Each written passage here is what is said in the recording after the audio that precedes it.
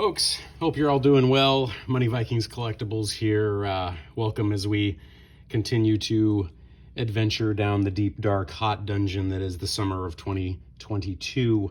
Quite a wild ride in our world. Everything is relative, of course, and in my book, if you've got clean water, food, and a roof over your head, you're 90% there. And then if you can play a little Magic the Gathering and collect some cards and play a little Flesh and Blood with a couple of friends, then life is pretty swell. Want to do a little bit of throwback here, Adventures in Forgotten Realms. Not forgotten by me. I enjoyed this set quite a bit, and I enjoy looking at these cards. I kept a few of these sealed for collectible reasons. Again, I don't know if they're going to go up or down. I just have no idea. But I enjoy it, and that's the first rule of my collecting philosophy is, do I enjoy the set? Do I enjoy the art? Do I enjoy the narrative? Do I enjoy collecting it? At the end of the day, like I've said before, this is not my retirement plan, and anyone who makes this their retirement plan, wow, that's pretty gutsy, and a tip of the hat to you, sir and ma'am. I did want to go over the seven cards that I pulled from my Adventures in Forgotten Realms collection, share them with you all, and talk a little bit about value. I enjoy them for the collectability. I do hope they go up in value. These seem to be holding their value, and we will go through those here. Let's see what we've got. We have got Old Gnawbone. And another reason I want to share these is that they would go pretty well. I think they work well with Baldur's Gate, obviously, because again, you've got the whole Adventures in Forgotten Realms thing. I'm kind of a thematic player. That's just the way I like to do things. I know that's not the way anything has to be done. People make decks out of everything, and I think that's great.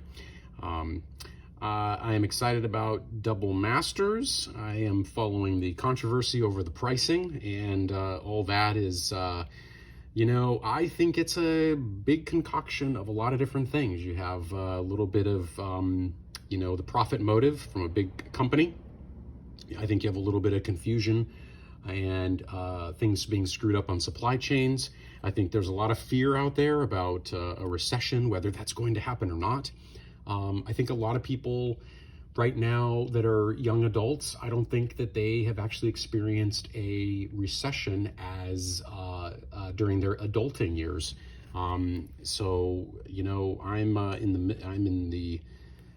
getting into my middle years, so I have been through a couple of these things, and I'm not saying they're fun, but they do pass. Anyway, enough of that stuff. Old Gnawbone, I think Old Gnawbone's great. This is an awesome card, beautiful. I love the artwork so much. It totally takes me back to being a kid and playing D&D. That is the kind of stuff that you could totally vibe off of. But also a very cool card, has flying. You can get straight to your opponent. 7/7. Whenever a creature you control deals combat damage to a player, create that many treasure tokens. Those could come in handy as I drop the card. And this guy's holding up in value, 40, 45 bucks I'm seeing. Pretty nice, not bad.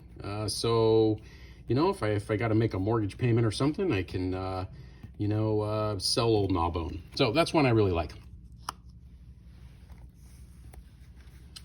Next one I really like, Tiamat. So King of the Dragons here, Dragon God Tiamat. Obviously a riff of the whole Hydra thing. It's got the multi-headed, multicolored thing going on. I have not played Tiamat, but certainly I enjoy the artwork very much.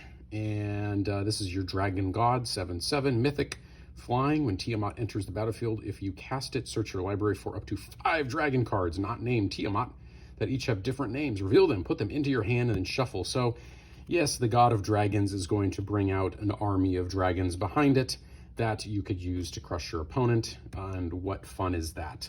And Tiamat borderless is looking pretty good at 30, right? Around 30 bucks, something like that, give or take a few bucks here and there. Depends on what you can find. I've got my Tiamat Classic here. I think this one, if you want to just add this to your arsenal, I think this goes for about half that cost, so maybe about $15 or $16. Again, Look at that. Armageddon has arrived. There it is. The nuclear apocalypse is right before us in that lovely picture.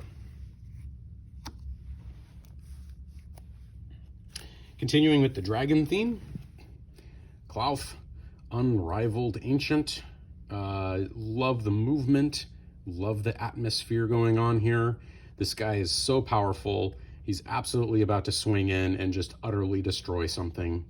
He has flying and he has haste that can come in handy whenever Klaus, is he German? Okay. Unrivaled Ancient attacks add X mana in any combination of colors where X is the total power of attacking creatures. Spend this mana only to cast spells. Until end of turn, you don't lose this mana as steps and phases end. Very cool. And Klauth is, again, holding some value. I think you can look at $20 to $24 for that guy. Gonna do 7 today from the set.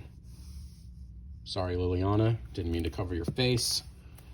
Okay, this one's pretty cool for a land. Again, you know, guys, you know that I'm a combo of a player, a collector, and a nostalgia addict. So here I am with the Hive of the Eye Tyrant. It just takes me back to the good old D&D days. So I love that. It's a rare, Hive of the Eye Tyrant. And I think it is about $5 or $6. So pretty cool. Love the color there. Love that purple.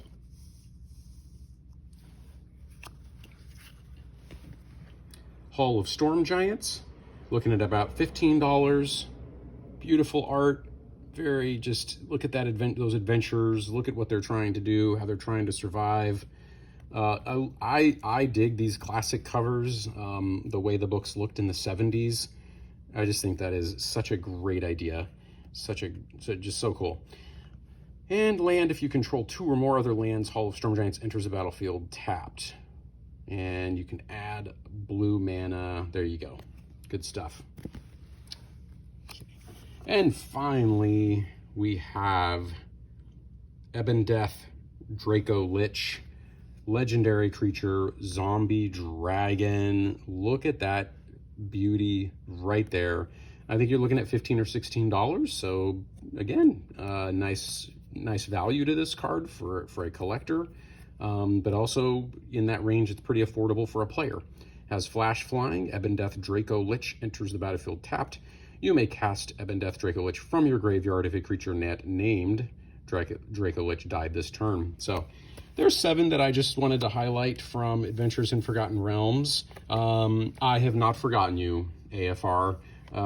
Many people have probably, but still think it's a fun set. And again, I'm in this for fun. If I make a little money along the way, nothing wrong with that. But I'm definitely enjoying being a player and collector and the camaraderie.